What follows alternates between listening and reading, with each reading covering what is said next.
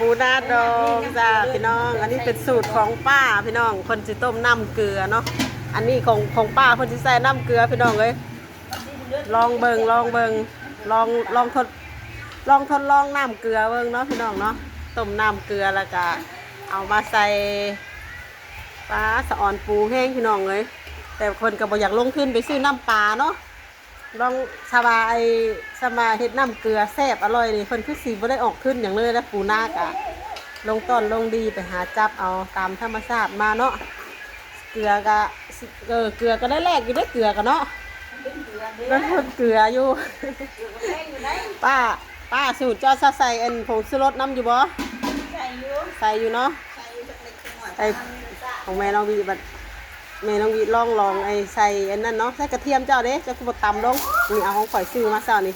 ข่อยเอากระเทียมออกให้อะเกือบเป็นงัวเลยเป็นยังไงเกือบเป็นงัวเลยเอาไปเลยเป็นงัวในก็เป็นในแล้วสิเป็นในก็เอาไปเลยในก็ในแล้วในก็ในแล้วเอาเลยสบายดิตามสบายก็เห็ดเอาเกลือเอาติจะเคยเห็ดเลืออยู่หรอวะข่อยเห็ดบุเป็นต้มน้ำเกลือนะ